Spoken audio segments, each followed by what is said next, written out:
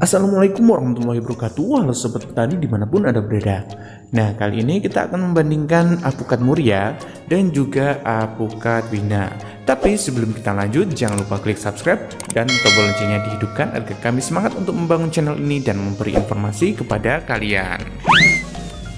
Di dalam menanam alpukat, ada beberapa jenis alpukat yang kita bisa tanam di lokasi yang dataran tinggi. Salah satunya adalah alpukat Wina dan juga alpukat Muria. Berikut ini adalah perbedaan dari kedua alpukat tersebut. Oke, nah sahabat botanikal, nah di depan saya ini adalah alpukat dari Wina dan ini adalah alpukat dari Muria. Alpukat Wina sama Muria itu hampir sama, tapi dari segi ketahanan untuk MDPL rendah itu lebih tahan yang alpukat Muria daripada alpukat Wina. Nah, kita bandingkan yang ada di sini ya. Nah, ini kelihatan ya bedanya antara alpukat Wina sama alpukat Muria. Alpukat Wina mempunyai bintik-bintik ya. Bintik-bintik kayak gini, sedangkan alpukat Muria itu tidak mempunyai bintik-bintik. Ya, memang kecil-kecil bintik-bintiknya tapi tidak terlalu kelihatan. Nah, sedangkan untuk MDPL-nya sama-sama kalau kita anjurkan itu adalah MDPL yang rada tinggi atau menengah ke atas ya. Jadi bukan MDPL yang rendah. Sedangkan kalau MDPL rendah itu ya ini kayak gini lah. Kalau alpukat Wina itu kendalanya itu saat musim berbuah seperti ini. Jadi kalau musim berbuah itu disukai oleh lalat buah. Jadi memang lalat buah akan menyuntikkan telur ke dalam alpukatnya ini. Dan itu bisa menyebabkan ketidakmulusan dari alpukat winanya ya. Nah, seperti itu. Jadi untuk kalian kalau menanam alpukat Wina, kalian boleh untuk menanamnya di MDPL yang tinggi ataupun menanamnya di lokasi kayak lokasi kampung. Kalau lokasi kampungnya sendiri itu kalian tidak terlalu kikrik lah, tidak terlalu rumit untuk perawatan. Kalau untuk perawatannya alpukat Wina di lokasi yang kayak memang lahan pertanian dan tidak ada tidak di dalam kampung lah ya, itu memang rada kikrik lah ya, memang rada sulitnya di situ. Nah, sedangkan kalau untuk alpukat Muria itu kendalanya itu hanya ada di daunnya, tapi ya memang diserang ya seperti alpukat-alpukat yang lainnya yang buahnya kalau misalnya pentil kan diserang oleh ulat dan ulatnya itu masuk ke dalam. Nah, kita kan melakukan penyemprotan mingguan kalau sedang berbuah seperti ini. Tapi kalau kita ditanam di lokasi kayak kampung itu juga beda lagi ya, tidak terlalu rumit juga. Dan juga kalau untuk kelemahan dari alpukat Muria itu dari segi daunnya itu disukai oleh ulat-ulat kecil seperti ulat-ulat contong, ulat-ulat kalau di sini ulat tempe kalau nggak tahu kalau di situ. Intinya itu disukai oleh ulat yang kecil-kecil. Kalau yang besar-besar itu ya kebanyakan itu kalau ulat yang besar yang berbulu besar itu biasanya ya dia akan menyerang ke seluruh jenis alpukat, tidak terkecuali. Meskipun dikatakan Miki tidak tahan terhadap ulat, bukan tahan terhadap ulat sih ya, lebih tepatnya itu kurang disukai oleh ulat. Kurang disukai oleh ulat karena kenapa? Kalau kita tanam ya 1, 2, 3 jenis yang berbeda-beda varietasnya antara Muria, Wina dan juga Miki misalnya, itu memang ada bedanya, yaitu yang diserang daunnya kebanyakan itu adalah alpukat dari jenis Muria. Nah, sedangkan kalau lalat buah kebanyakan itu menyerang Wina daripada alpukat-alpukat yang lainnya. Nah, gitu ya. Kalau misalnya perbedaannya sendiri dari segi buah ya kayak gini. Nah, ini kayak bentol-bentolnya kelihatan. Bentar, mungkin saya dekatkan. Nah, seperti ini bentol-bentolnya kelihatan meskipun mengkilau ya seperti ini. Nah, sedangkan kalau yang di sini memang bintik-bintik tapi tidak terlalu ya, tidak seperti yang alpukat Wina. Nah, kalau Wina kayak gini, kalau Muria kayak gini ya. Perbedaannya memang ada dari segi buahnya. Oke. Nah, Wina juga disebut jumbo ya.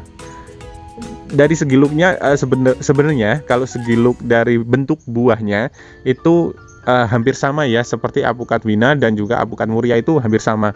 Nah, ini kan kebetulan aku lagi mengambil yang berbeda aja. Nah, sedangkan kalau yang sama itu juga ada, tapi kalau kita teliti lagi soal looks-nya itu udah berbeda untuk kalau misalnya memang diamatin dari struktur dari si buah. Sedangkan kalau buahnya kayak gimana dalamnya, yaitu kuning ya, kuning, tidak kuning pucat melainkan kuning, memang kuning ya. Kalau kayak orang bilang itu mentega. Nah, mentega itu kayak kuningnya mentega itu ya, seperti itu. Sedangkan yang Muria kayak gimana? Ya sama. Cuman untuk kadar air kedua apukat ini hampir sama ya, kadar airnya. Jadi kalian kalau misalnya taste untuk rasa, kami bisa bilang kalau rasanya sendiri itu ya hampir sama dan juga hampir tidak ada bedanya. Jadi buat kalian kalau taste salah satu dari apukat ini silahkan. Nah gitu, jadi memang tahu apukatnya seperti apa. Cuman kalau memang ingin yang beda, itu kalian memilihnya untuk yang kendil ya. Yang kendil itu beda untuk rasanya. Kendil kalian bisa tandingkan dengan Miki ya, seperti itu. Nah, kembali lagi, ini apukat Muria juga disebut dengan aligator Semarang. Jadi untuk kalian jangan kebingungan antara nama. Misalnya nama Wina disebut juga Jumbo. Sedangkan untuk Muria disebut juga aligator Semarang. Untuk perbedaannya lagi, untuk segi pohonnya, oke, saya akan menjauh sedikit biar kelihatan ya.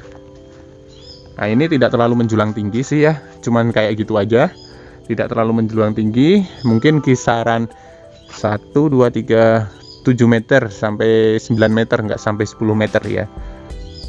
Nah, jadi untuk pertumbuhannya itu dia itu melekuk, jadi bukan menjulang tinggi atau terus ke atas gitu, enggak, melainkan ada menjalar lah, terus melikuk-likuk lah, itu dari apukat Muria ya. Sedangkan apukat Wina kita bisa bandingkan yang ada di sini. Bentar, kita akan bandingkan. Nah, apukat Muria beda sama apukat Wina. Sedangkan kalau Wina itu menjulang tinggi dan seperti pohon yang besar ya. Ya ini. Oh, ini menjulang tinggi sekali dan banyak cabangnya seperti itu. Nah, tapi tidak serimbun apukat Muria ya. Nah, ini perbedaannya udah kelihatan ya, udah signifikan sekali untuk pertumbuhan. Jadi kalian tahulah intinya itu dari segi buah, dari segi pertumbuhan dari si apukat Wina dan juga apukat Muria udah ada bedanya. Nah, juga ada strukturnya. Nah, kalau apukat Wina kita akan lihatkan untuk batangnya itu kayak gini ya, tidak ada benjolan, meskipun ada benjolan itu benjolannya sedikit aja, nggak terlalu banyak, hanya ada beberapa gitu.